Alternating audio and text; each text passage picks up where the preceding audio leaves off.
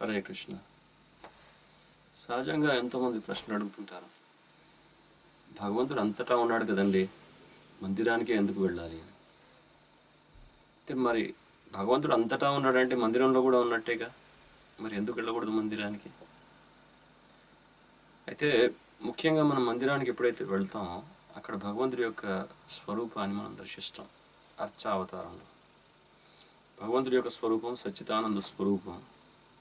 ఎవరైతే స్థాపితులు ఉంటారో, శిల్పకారులు ఉంటారో, వారి శాస్త్రాన్ని అనుసారంగా భగవంతుడి యొక్క రూపాన్ని చెక్కడం జరుగుతుంది. సో ఈ చెక్కినటువంటి రూపాన్ని మనం ప్రాణప్రతిష్ఠ ద్వారా మందిరంలో ప్రతిష్ఠ చేసి నిత్యం నైవేద్యాలు, పూజలు, పునస్కారాలు అనేవి భగవంతుడికి చేస్తుంటాం. భగవంతుడు ఎంతో కరుణతోటి ఈ అర్చావతారంలో ఈ రూపం ద్వారా మన సేవల్ని ఆయన స్వీకరిస్తుంటారు.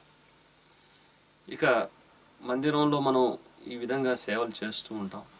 ఇంకొక విషయం ఏంటంటే, మనం మందిరానికి వెళ్ళడానికి అతి ముఖ్యమైన విషయం, మనం అక్కడ ఉన్నటువంటి సాధువులతో సాంగత్యం పొందడానికి. మనకు భగవంతుడి మీద విశ్వాసం ఉంటుంది, కానీ ఎప్పుడైతే సాధువుల యొక్క సాంగత్యం చేస్తామో ఆ విశ్వాసం అనేది బలపడుతుంది.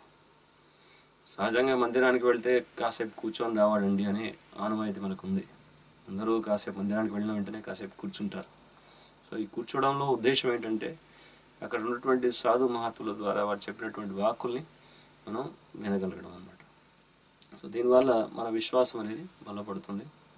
సో అందుకే మనకి మందిరానికి వెళ్ళడం వల్ల మనకి ఒక ప్రేరణ అనేది ఏర్పడుతుంది, భగవంతుడి పట్ల విశ్వాసం అనేది పెరుగుతుంది. హరే కృష్ణ.